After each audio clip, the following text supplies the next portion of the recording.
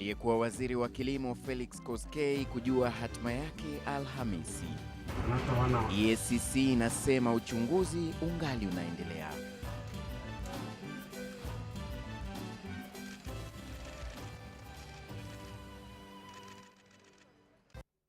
Hujambo mtazamaji popote pale ulipo, ikiwa nina wingi wa matumaini kwamba weekend yako ilikuwa ya kufana, ikiwa ni wakati mwingine napokukaribisha kwa toleo letu la jioni. Leo ikiwa ni siku ya Jumatatu, tarehe ni 30 mwezi ni wa Machi mwaka huu wa 2015. Tuna mengi ambayo tumekuandalia, lakini kwanza tupate kipaumbele.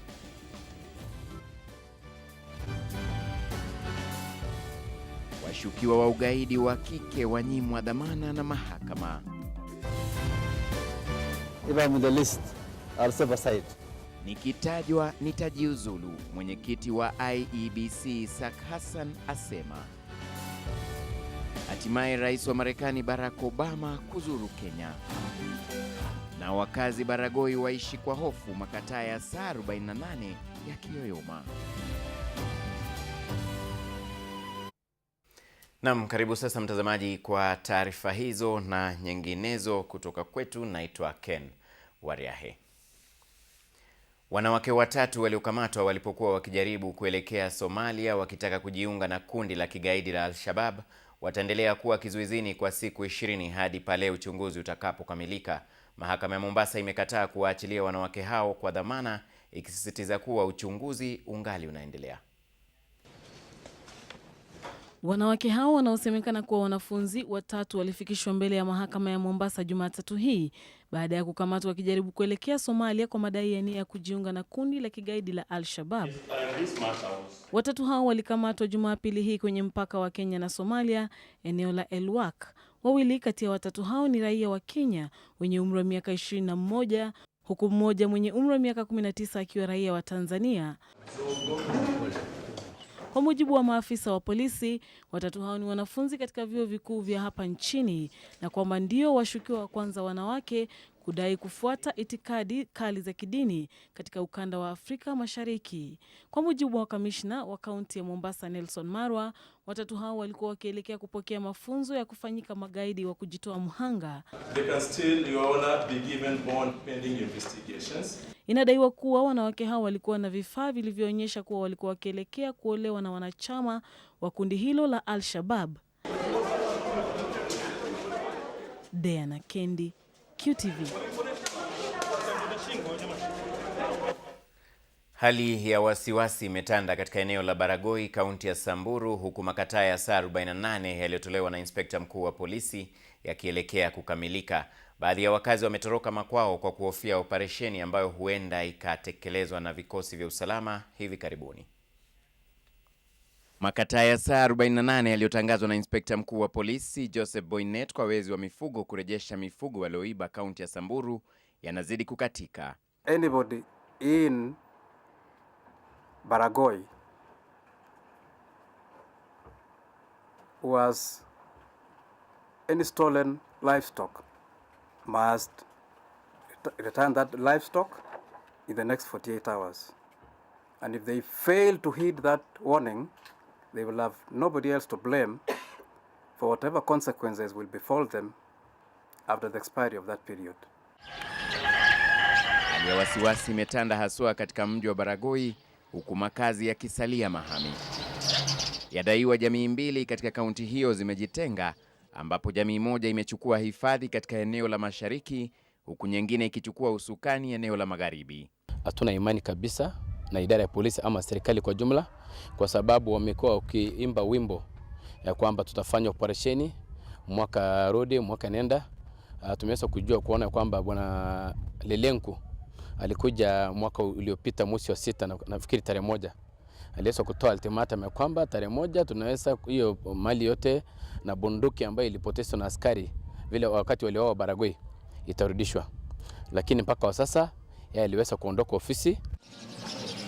Aidha, shughuli za biashara zimekwama, ambapo imekuwa vigumu kwa wakazi ambao hutegemea nyama kupata chakula, kwani vichinjio vyote havifanyi kazi. Wakazi waliosalia makwao wanatumai usalama utarejeshwa eneo hilo ili kuwawezesha kuendelea na maisha yao. Sisi hakuna mahali tutahama hapa. Tunataka tu nguvu ya serikali ije itusaidie na walenge basi mahali wanaelewa mahali ambaye shida iliyoko. Hata wanaelewa mpaka hata kitambo wanaelewa hata wenyewe. Viongozi eneo hilo wanatumai makataa yaliyotolewa yatazaa matunda, kwani hapo awali yametolewa pasi na kuzaa matunda. Gaiseri amekuja pamoja na Boynet, na hata saa hizi hatuamini yale mambo ambayo bwana Boynet alileta. Kwa hivyo sasa sisi tunaongojea yale masaa 48 ambayo imetolewa na bwana Boynet. Tunajua hatuamini ya kwamba chochote itafanyika kwa sababu imekuwa wimbo, alafu tuweze kuona ile mambo yenyewe sisi tutachukua kujisaidia kama jamii ya Wasamburu. Maafisa wa usalama wamepiga kambi eneo hilo wakisubiri kukamilika kwa makataa yaliyotangazwa. Kwenye taarifa nyingine ni kwamba juhudi za waziri wa kilimo Felix Koskei kufika katika tume ya maadili na kukabiliana na ufisadi kutaka kujua shutuma zinazomkabili hazikufanikiwa. Hayo yamewadia huku mawaziri waliosimamishwa kazi kwa muda, ikiwa ni pamoja na waziri wa kawi Davis Chirchir na wa ardhi Charity Ngilu, wakikabidhi majukumu ya ofisi zao kirasmi kwa mawaziri walioteuliwa kuwa kaimu. Waziri wa kilimo aliyesimamishwa kazi kwa muda Felix Koskei alitembelea tume ya kukabiliana na ufisadi akitaka kuambiwa shutuma za ufisadi zinazomkabili na wanaomshtaki. Lakini baada ya muda mfupi alirejea bila majibu na kuhitajika kurejea Alhamisi. Tumekutana na director wa investigations, yule ana uchunguzi, na ameniambia kwamba nirudi Alhamisi saa 3, alafu watanionyesha allegations, na tena labda kama itawezekana tuandike statement. So ni hiyo tu. Waziri wa ardhi aliyesimamishwa kazi Charity Ngilu ameonekana kukerwa mno na hatua ya kuorodheshwa kama aliyeshiriki ufisadi bila kupewa nafasi ya kujieleza. I'm accused before a public court today. My constitutional rights and the due process of the law have been violated.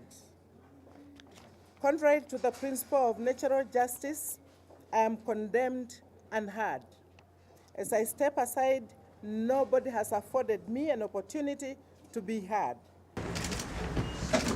Naye waziri wa kawi aliyesimamishwa kazi Davis Chirchir alifika ofisini mwake kukabidhi majukumu ya afisi hiyo kirasmi kwa waziri wa fedha Henry Rotich ambaye atakuwa kaimu waziri wa kawi. It's really a great opportunity for all of us, not only to address what could be happening in energy or what's happening in lands or what's happening wherever in the economy, but to address this monster that sometimes is so much talked about and that can reverse the gains when they're just all perception, so that we can deal with the real issues, because I'm not saying there are no issues, there could be issues. And therefore I will support the president in all ways to fight corruption.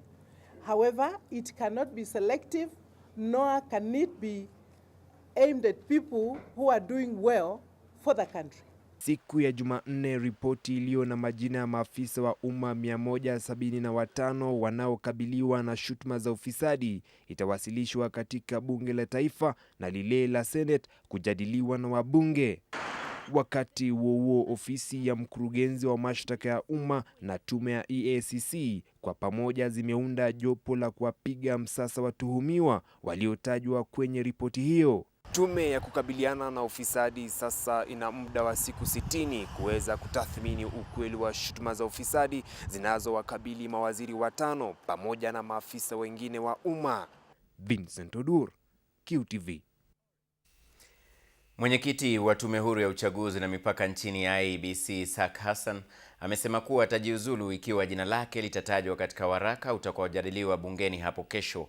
Hassan amedai kuwa hajafahamishwa kirasmi kuhusika kwake katika sakata yoyote nchini. Aidha, mwenyekiti huyo alisisitiza kuwa kutajwa kwa Davis Chirchir aliyejiondoa kama waziri wa kawi hakuhusishwi kwa vyovyote vile na kuwepo kwake kama kamishna wa tume ya IEBC iliyofahamika awali kama IIEC kabla ya kuteuliwa kuwa waziri. Hassan alitajwa katika sakata maarufu Chicken Gate iliyohusisha tume ya IEBC na kampuni ya uchapishaji ya Smith & Usman nchini Uingereza.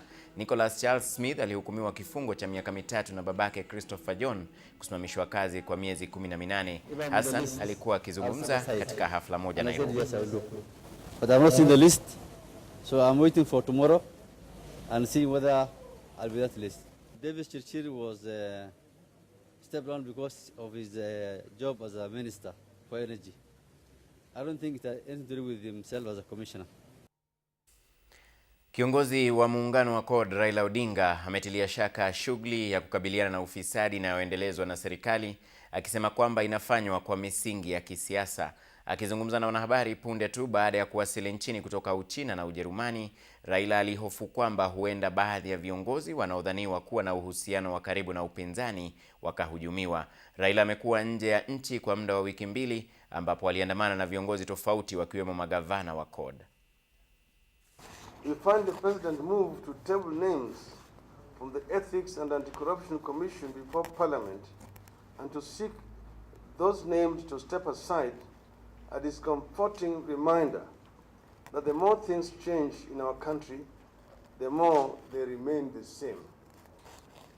With this latest step, in which the president borrows again from his predecessors by failing to sack those he has power to sack, while admonishing those he has no powers over, the war on graft has once again been cheapened and turned into a game of musical chairs. This is politics and business as usual that is meant to hoodwink Kenyans to believing that corruption is now being fought.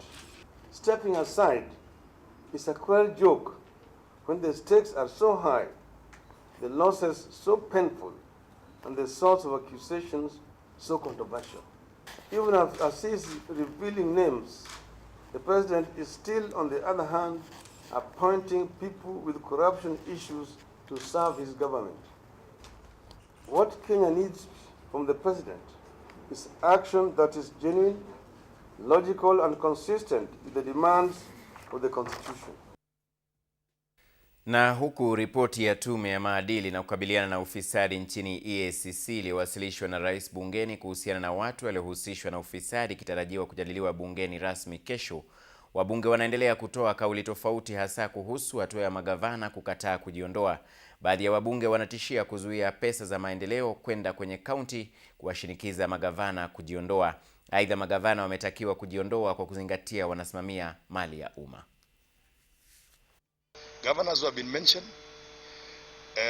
and refused to step aside, I think the National Assembly or Parliament will take severe measures, and this includes that all monies, funds on development vote, shall be frozen. They should only get money to service salaries, but on development vote, I think that has to be suspended or frozen. Governors to follow the suit. The offices they are holding, okay, despite the fact that they were elected, but they're in charge of government resources, public resources. It's not theirs. They cannot compare themselves with an MP like me or a senator who is not holding an office. That's why they call themselves excellencies. Why should you be an excellency when you don't even honor what Kenyans have said? Governors who have been mentioned, the members of parliament who have been mentioned, should be investigated, irrespective of whether they are in office or not. But if the general public are not satisfied with their continued existence in office, then there's the clause, the recall clause, that the electorate can use to kick them out of office midstream. The governors, they should step aside like anybody else because they are managing public funds. And anybody who is managing public funds and something has been said about corruption to him or her, they should step aside like anybody else because they are not special. Because they are not permanently there. Anytime, sometimes another person will come, and we should set a precedence that if you have mentioned, you are not being sacked or being terminated. You're just being told step aside for any investigation to be done. If you are clean, you go back, the way the president was saying. Na hayo yakijiri, mwenyekiti wa baraza la magavana nchini Isaac Ruto ameshikilia kuwa magavana waliotajwa katika sakata za ufisadi hawatang'atuka mamlakani kama alivyoamuru Rais Uhuru Kenyatta. Haya yanajiri huku magavana wengine wakiendelea kutoa hisia tofauti kuhusu ufisadi. Magavana hawatang'atuka mamlakani.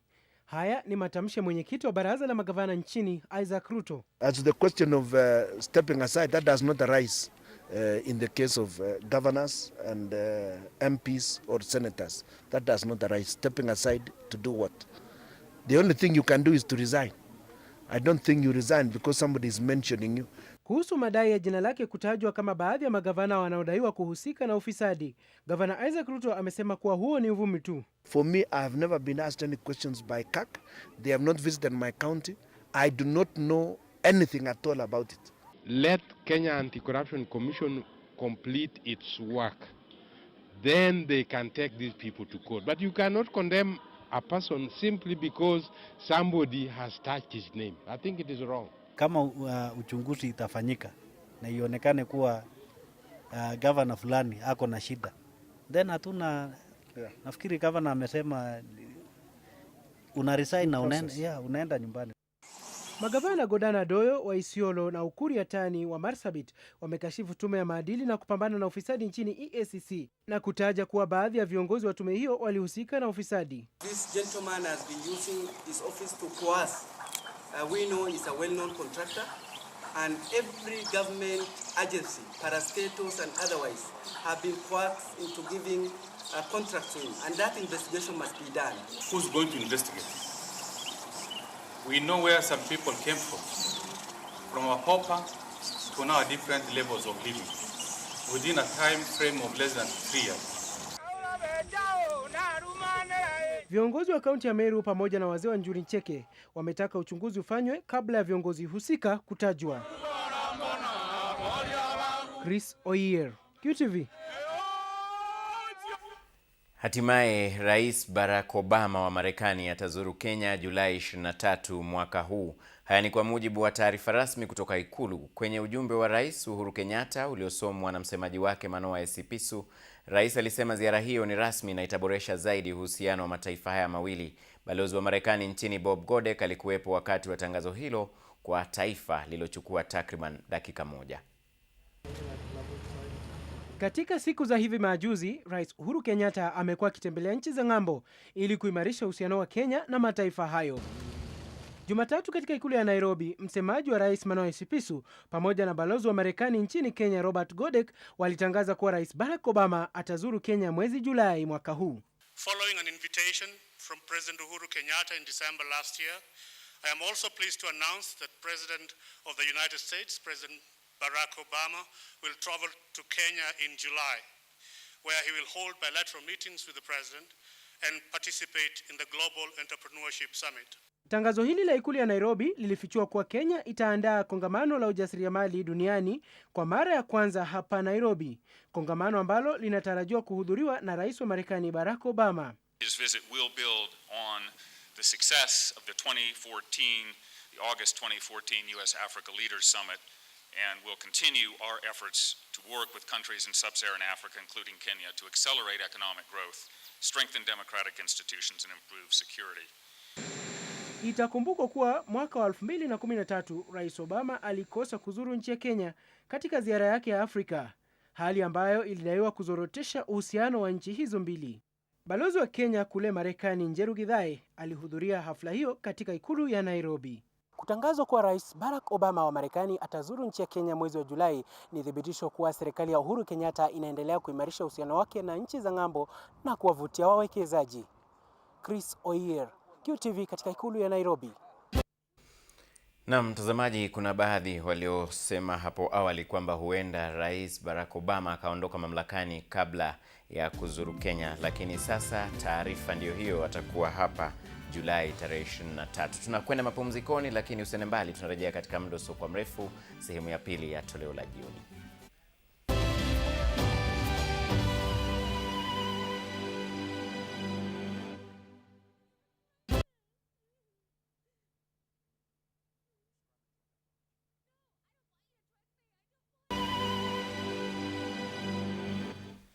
Naam, karibu tena mtazamaji, sehemu ya pili ikiwa ni toleo la jioni. Hali ya taharuki imetanda katika maeneo ya Ratia, Ndonyo na Wangashu katika kaunti ya Laikipia baada ya madai ya nyumba kuteketezwa na maafisa wa polisi eneo hilo. Wakazi wa maeneo hayo walilazimika kukesha nje kwa baridi kufuatia kuchomwa kwa nyumba zao kutokana na mzozo wa ardhi. Hawa ni wakazi wa maeneo ya Ratia, Ndonyo na Wangashu kaunti ya Laikipia wakikadiria hasara waliopata baada ya nyumba 48 kuteketezwa na watu wanaodaiwa kuwa maafisa wa polisi eneo hilo kutokana na mzozo wa ardhi. Walifanya fusho, wanakuja kubomolea nyumba na ua watoto wa mbuzi yangu na ingiza ndani na haribu vitu sango na beba madawa na beba makuku. Hii watu na haribu kabisa kwangu. Kama fusho sijui nilikuwa na kisasi gani. Ni hali iliyowalazimu wakazi hawa kukesha nje huku taharuki ikizidi kutanda miongoni mwao kwa kuhofia usalama wao.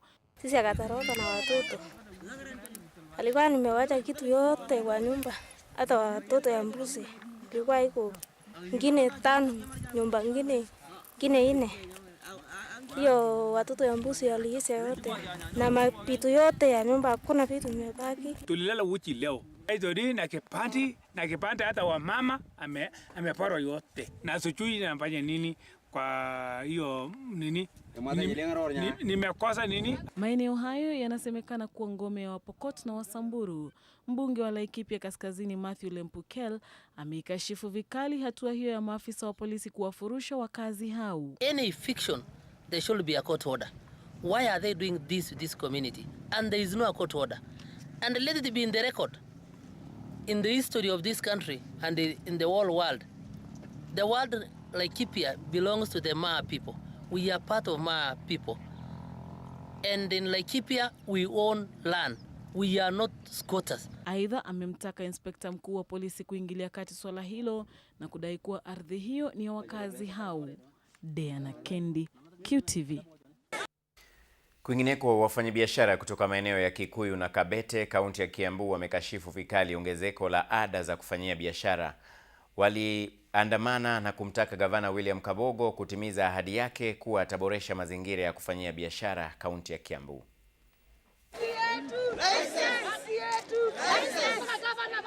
Hawa ni wafanyabiashara walio na uchungu na hasira.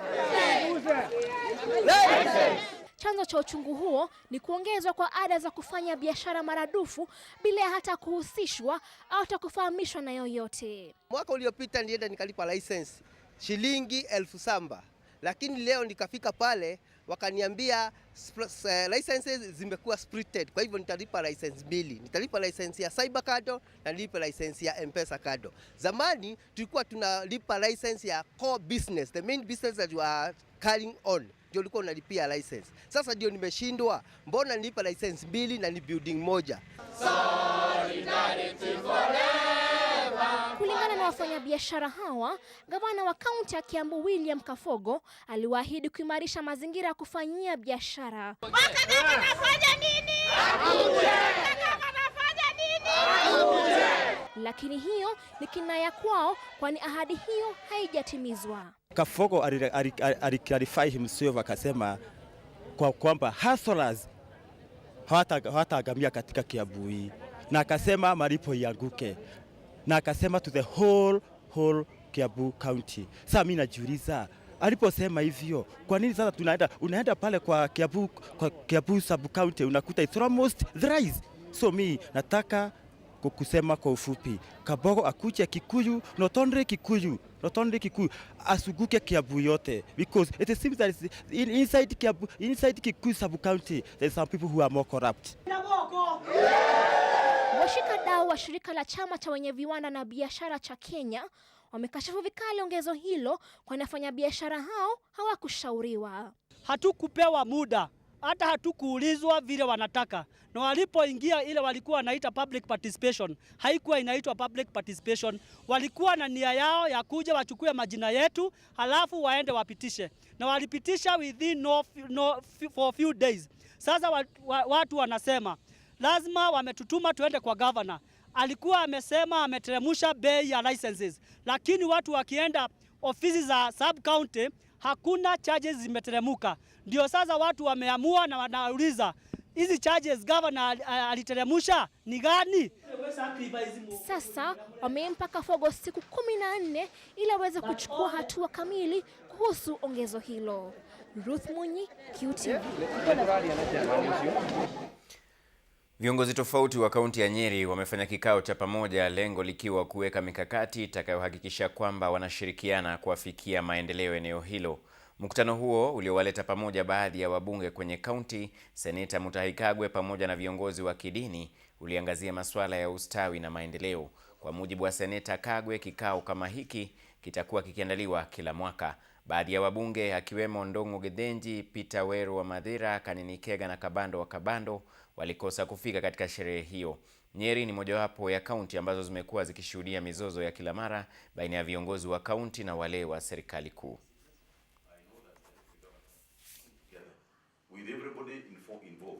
What we really want to do is to unite the entire leadership of the county so that as we forge ahead discussing development issues, we are not sidelined by sideshows of the nature that would mess up what we are trying to do. As the church, we come together and pray for unity, as unity is strength.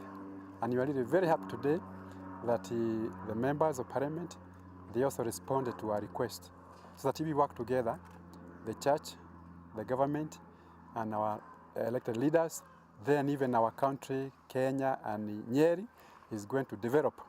That's the reason why we called this meeting. The religious leaders and political leaders have come together to pray for the county and also to work together. Naam, sasa tuangazie makala maalum yaliyoletwa kwako na Chris Oyer. Tangu Rais Uhuru Kenyatta azindue rasmi mradi wa ujenzi wa reli ya kisasa, kumekuwa na malalamishi kutoka kwa familia zilizoathirika. Baadhi ya watu hawajapokea fidia, huku kukiwa na wale waliopewa pesa hizo. Mbali na hayo, shughuli ya ujenzi wa reli hiyo zinaonekana kuendelea. Mwanahabari wetu Chris Oyer alizuru eneo la Sultan Hamud na kuandaa makala yafuatayo.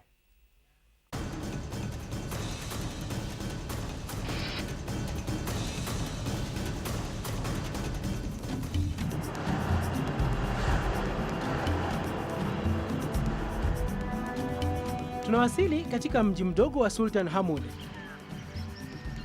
Mji unaofahamika kwa kuwa ni mojawapo ya vituo vya zamani vya reli.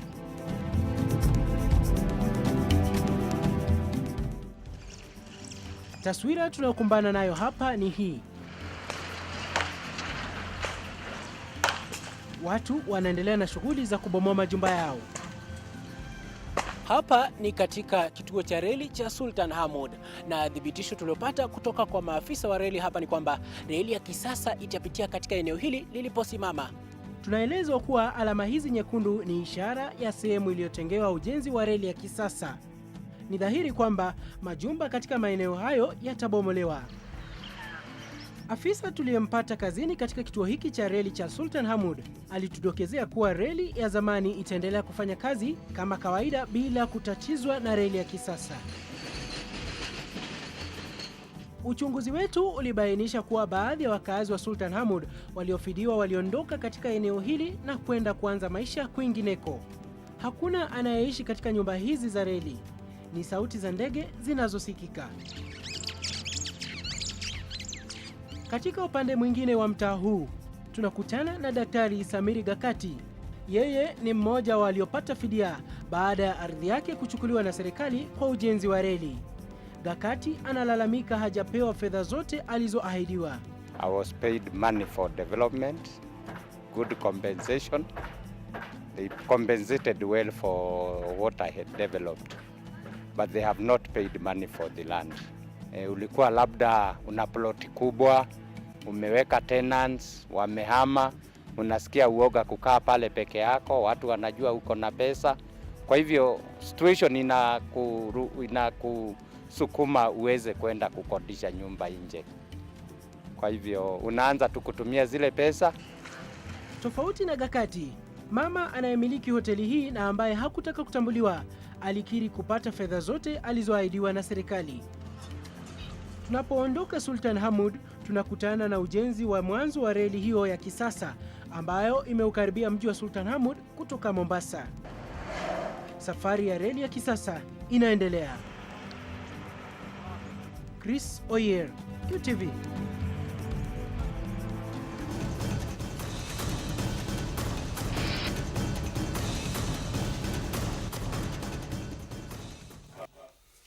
Na mtazamaji, sehemu ya pili ya makala hayo, safari ya reli, yatakujia hapo kesho kwenye toleo letu la jioni.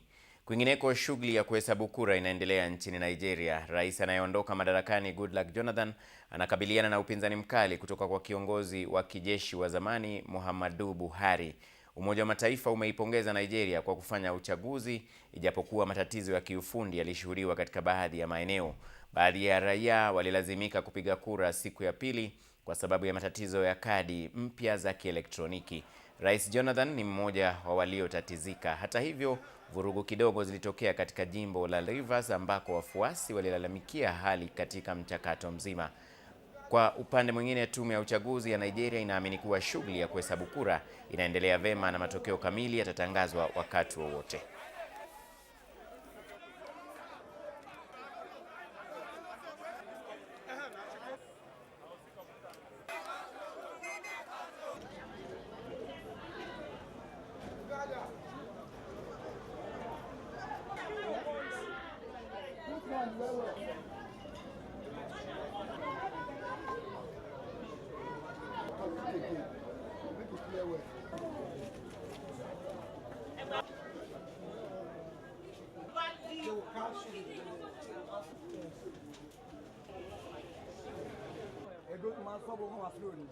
According to reports from our state offices, the collation of results has commenced and is going on well.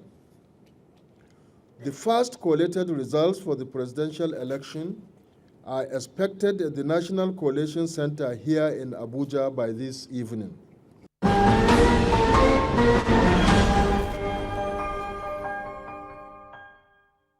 Naam, karibu sasa mtazamaji, tuangazie taarifa za biashara. Maduka ya Westgate yaliyoharibiwa kwenye shambulizi la kigaidi mwaka jana yatafunguliwa kabla ya mwisho wa mwaka huu. Haya ni kwa mujibu wa gavana wa Nairobi, Evans Kidero. Akizungumza katika ziara ya eneo hilo kujionea namna shughuli ya ukarabati inavyoendelea, Kidero aliwapongeza wanaofanya kazi hiyo, akisisitiza kwamba shughuli zitarejelewa miezi kadhaa ijayo.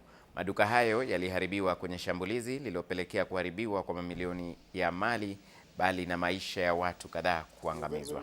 The progress of the works that in the next 1 week most of the people on the front side, that's phase 1, first floor, second floor, will be taking over so that they can do the fitting and retrofitting, so that we are ready to open in 1st of July.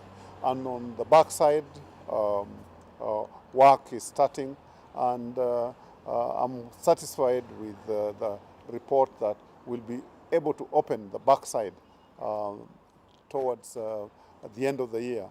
This is a great achievement and is a demonstration to the people who attacked Westgate and who attacked our Kenyan people, that they can hurt us, they can kill some of us, but they cannot kill our spirit.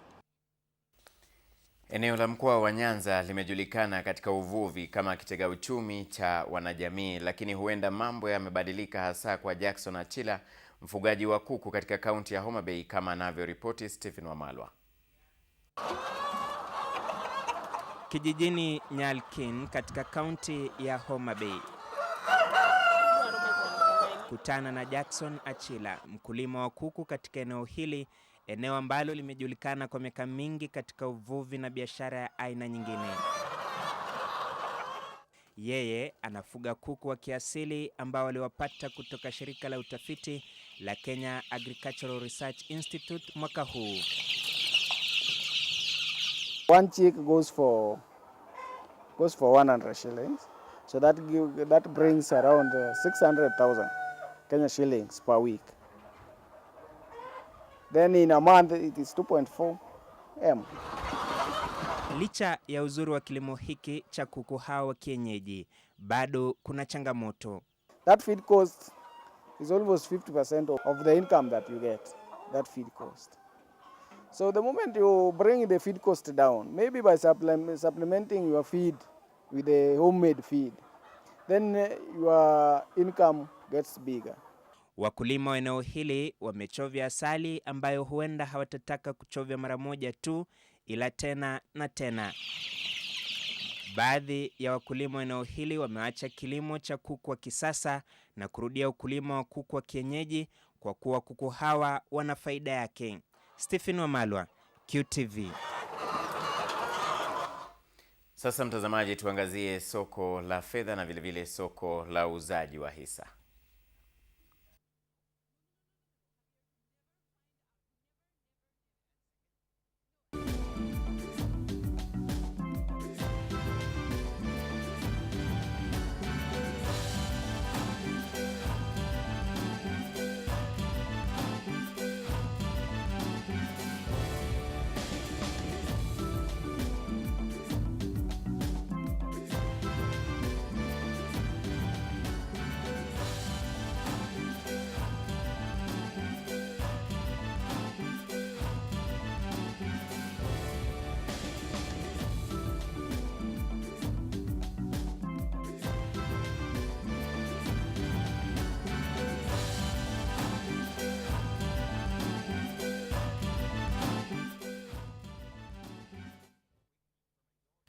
Naam, ni hayo tu kutoka kitengo cha biashara. Katika muda usiokuwa mrefu, taarifa za spoti zitakujia. Karibu popote pale ulipo kwenye taarifa zetu za michezo siku wa leo. Mimi ni George Ajowi. Baada ya ukame wa miaka 14, huenda Kenya ikajishindia nishani ya dhahabu katika mbio za mita 10,000 upande wa wanaume katika mashindano ya dunia. Hii ni baada ya bingwa mpya wa mashindano ya dunia ya mbio za nyika Geoffrey Kamworor Kipsang kudokeza kuwa ataiwakilisha Kenya katika mbio za dunia katika mbio hizo mwezi wa 8 mwaka huu nchini Uchina. Hata hivyo, Kamworor atalazimika kujikatia tikiti katika mashindano ya mchujo kabla ya mashindano hayo ya dunia.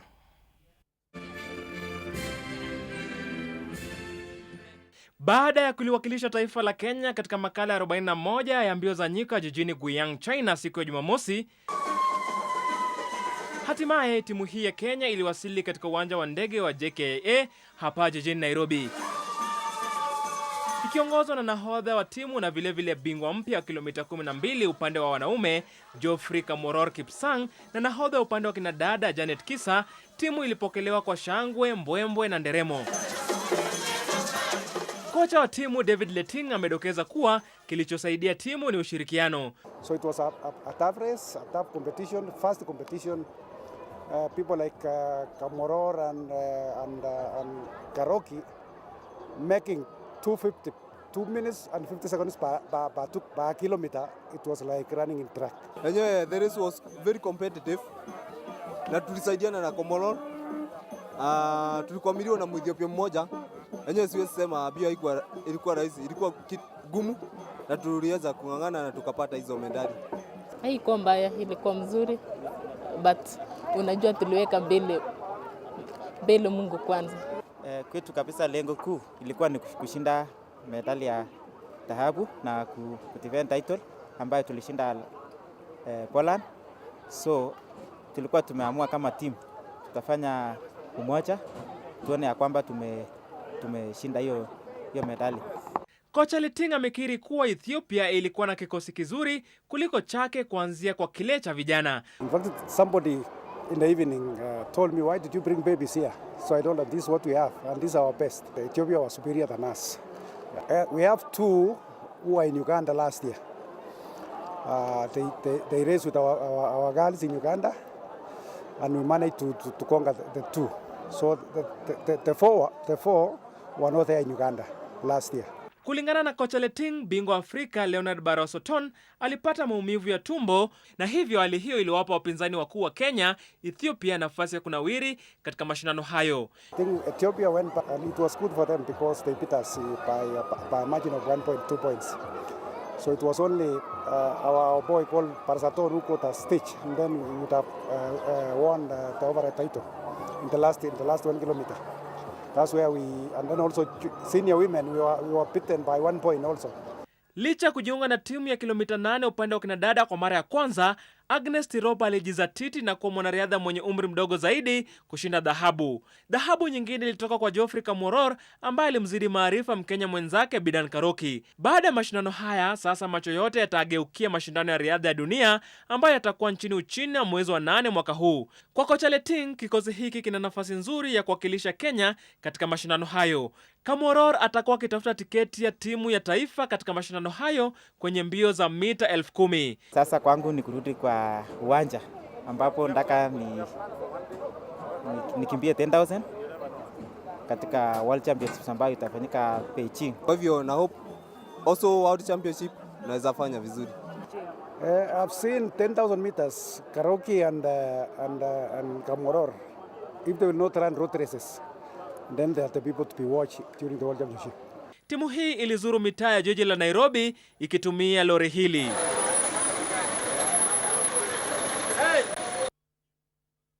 Hongera kwa kikosi hicho cha Kenya. Tuangazie kandanda ambapo baada ya mechi za ligi kuu ya kandanda nchini kuchezwa wikendi hii, Gor Mahia bado inaongoza ligi na alama 9 sawa na Western Stima, japo Gor Mahia ina mechi moja mkononi. Mabingwa hao watetezi wa ligi wanaongoza ligi na wingi wa mabao. Bandari ya Mombasa inashikilia nafasi ya 3 na alama 7 baada ya kushuka dimbani mara 4, ilhali Sony Sugar ambayo ilishinda Ushuru FC bao 1-0 siku ya Jumapili ni ya 4. Uwanjani FC Leopards imemaliza orodha ya timu 5 bora na alama 7 sawa na Ulinzi Stars na Tusker FC. Upande mwingine wa jadwali, Ushuru FC inashikilia nafasi ya 12 na alama 4. Wanabenki KCB wako katika nafasi ya 13 na alama 3, ilhali Muhoroni Youths ambayo haijashinda mechi yoyote msimu huu ikiwa katika nafasi ya 14 na alama 1. Nairobi City Stars ni ya 15 bila alama yoyote, nayo Nakuru All Stars inavuta mkia bila alama. Ligi hiyo inaendelea Jumatano na Alhamisi. Jumatano Nairobi City Stars itapambana na Bandari FC, Nakuru All Stars icheze na Muhoroni Youth. Sofapaka itapambana na Mathare United tarehe 2 mwezi Aprili. Matumaini ya wawakilishi wa Kenya katika mashindano ya vilabu barani Afrika ya voliboli ya kinadada KCB yalididimia baada ya kupoteza mechi zake zote za makundi. Wanabenki hao walipoteza mechi yao ya kwanza katika kundi ba kwa seti 3-0 za 25-20, 25-14 na 25-10 dhidi ya mabingwa watetezi GSP ya Algeria, kabla ya kushindwa mechi ya pili kwa seti 3-0 za 25-18, 25-10 na 25-23 dhidi ya Al-Ahly ya Misri. Hata hivyo, wawakilishi wengine wa Kenya Pipeline walishinda mechi yao ya pili dhidi ya Kuitwayo ya Botswana kwa seti 3 bila jibu na kufuzu kwa hatua ya robo finali ya mchuano huo. Baada ya mapumziko hii leo, mechi hizo zitaingia hatua ya robo finali hapo kesho, ambapo Kenya Pipeline itachuana na mabingwa watetezi GSP ya Algeria.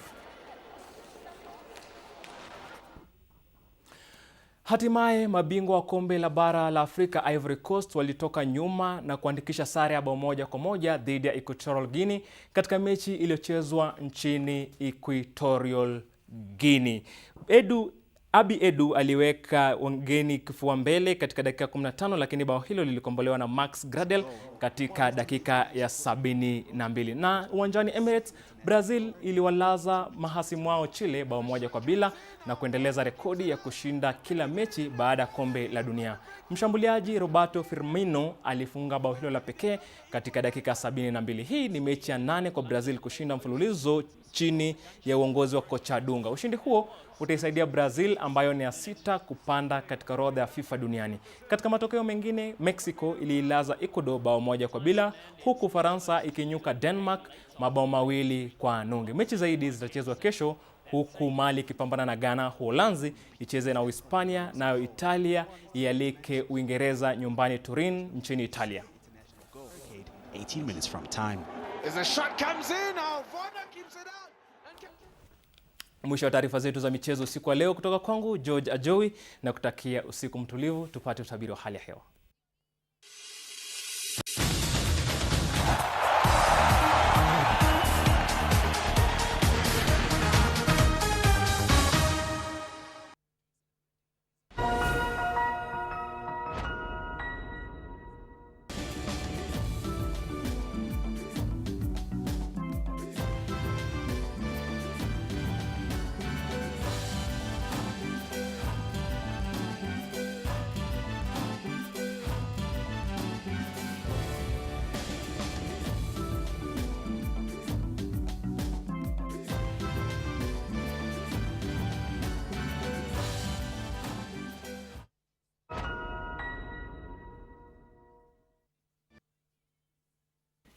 Naam, kufikia hapo mtazamaji, baada ya taarifa hizo za spoti hatuna la ziada. Shukrani sana kwa kuwa nasi. Limekuwa ni toleo la jioni Jumatatu hii ya tarehe 30 mwezi ukiwa ni wa Machi mwaka huu wa 2015. Kwa niaba ya mwenzangu George Joy na wote waliofanikisha toleo letu la jioni usiku huu, mimi naitwa Ken Wariahe. Alamsiki.